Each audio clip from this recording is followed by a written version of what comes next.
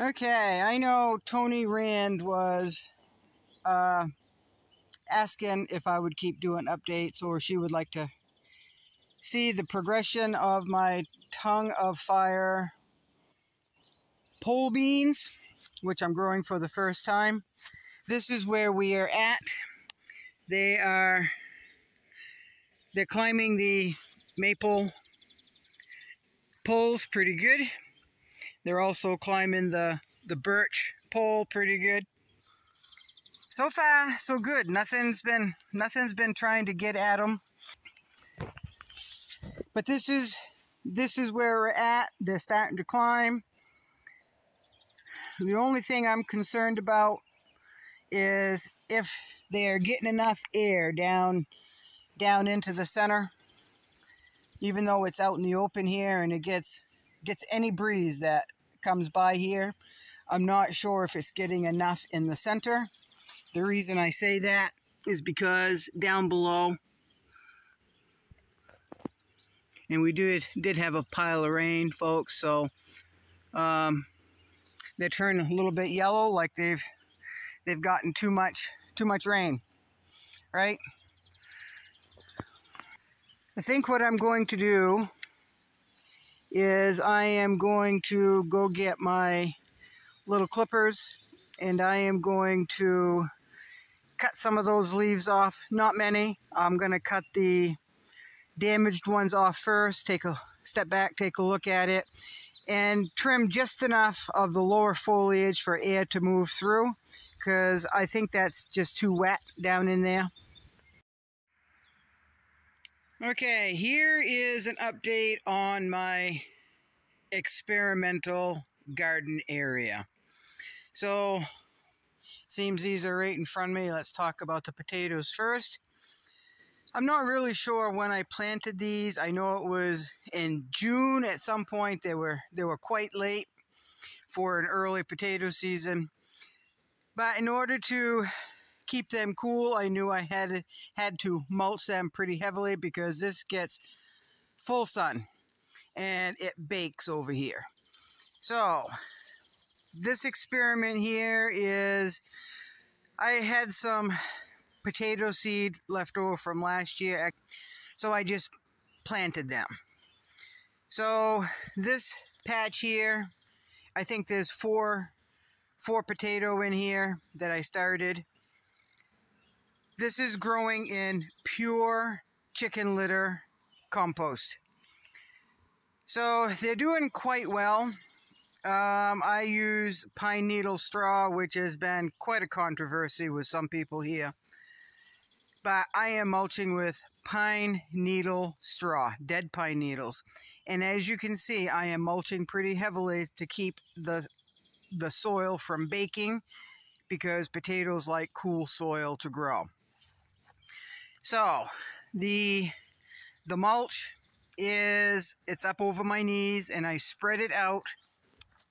I spread it out quite wide. It's probably, it's over 3 feet wide. And the potatoes, for as little time as they have been in the compost here, they are starting to bud out. The color's not too bad. I'm used to a darker potato leaf, but that could be because it's getting too much nitrogen. I don't know. Again, this is a trial, and it's growing in nothing but pure aged chicken litter compost. But I'm pleased to see that they are blossoming or budding out already. The deer have found my tomato plant, at least this side of it. That's all right. The carrots are coming up. I put carrots around there. I thought it would be too hot for carrots to grow here, but they're coming up, and I'm not going to complain. This here, the deer really got at this one more than that one, but that's all right. The carrots are starting to poke through here as well. Of course, I've got weeds, right? Weeds.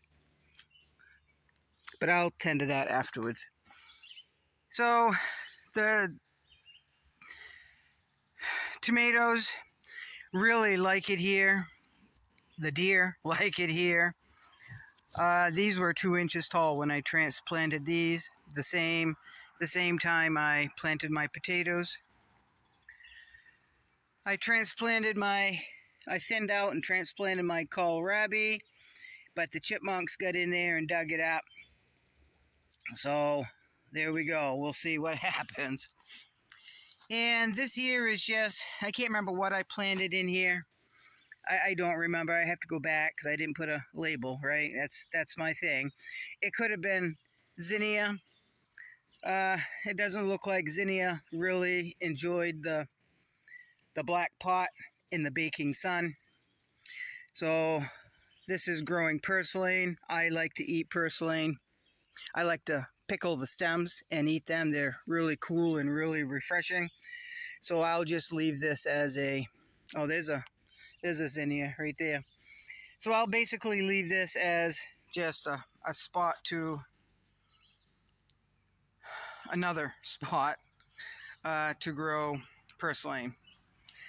So here is the update on my Violetto pole beans.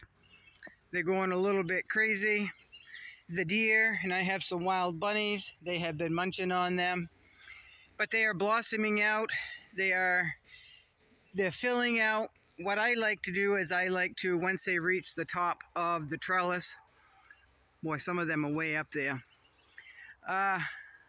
is to tip the top of the plant off. That way it'll encourage the whole plant to vine out, get more blossoms, get more beans, right? But I can't reach those even with loppers. They're way up there. So these are doing pretty good. I have to keep coming back and kind of tuck the vines in that like to lean out, but that's all right. The achocha is also growing in here. This is what this is. Achocha really like to be grown with pole beans. Achocha, the pod is edible. It looks like a small milkweed pod when it's edible to eat, and you can eat the whole thing, seeds and all. Everybody that's tried it has really enjoyed it.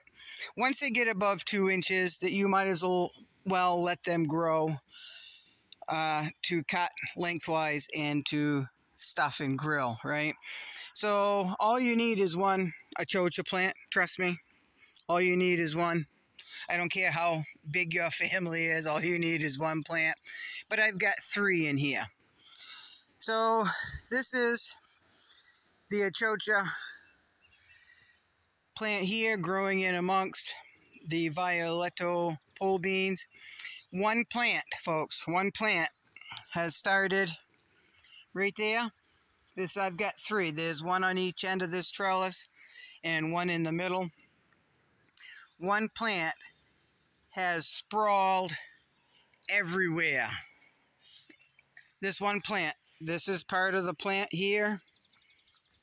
This is part of the plant right here. It's growing up there.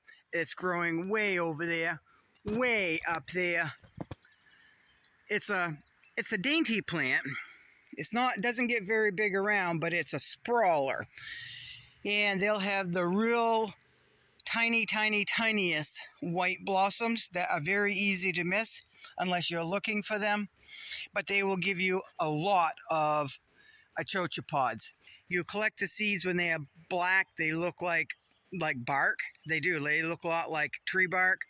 But you dry them and you plant them next year. Up here where we have such a short growing season, you need to start them indoors about the same time you would your tomato plants.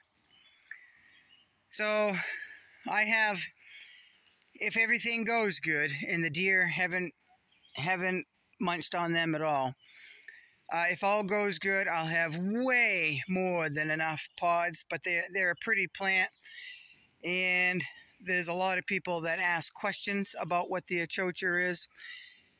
When I have them try like a 2-inch one, they really enjoy it, and then I end up giving them seeds, right? And then they plant their own.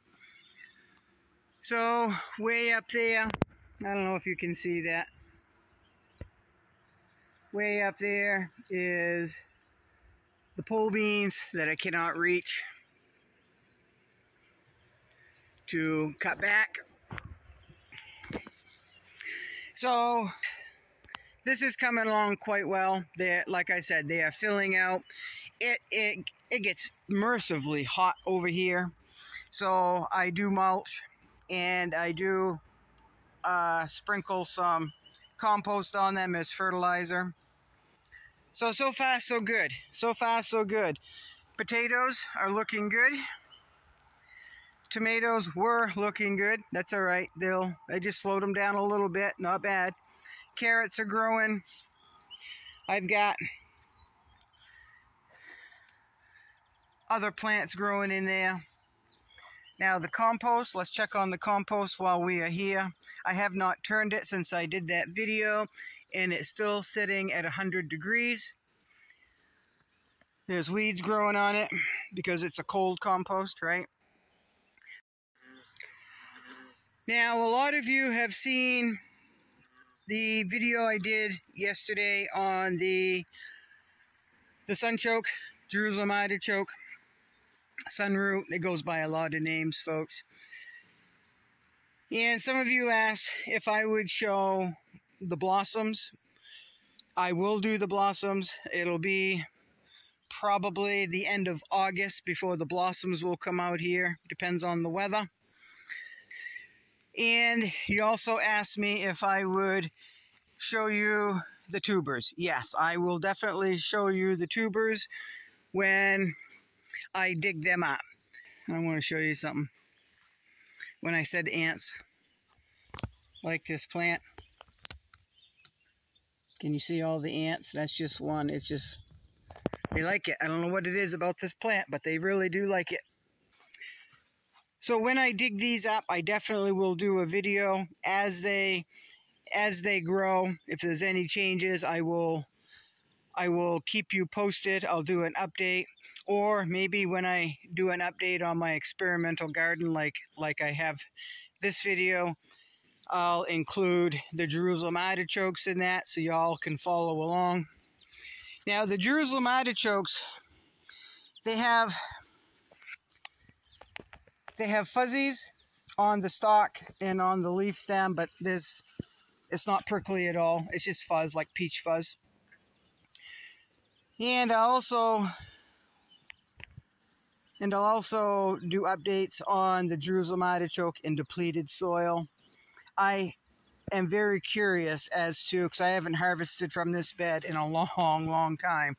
I am really curious as to what those, no shortage of bees here, folks. No shortage of bees.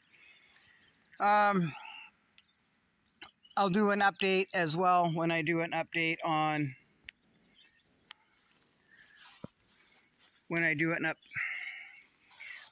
update on the ones I've been taking care of. So I won't do a video and then not follow through. Well, even if I pull one of these up right now, they are definitely going to be small, just like those there. They're going to be small because they're growing for this year. So I can't pull one up from each one right now because it wouldn't give me a true answer for anything, because they're going to be small because of it's early in the season. So if you all want to be patient, if you're curious, I'll do updates on this, I promise.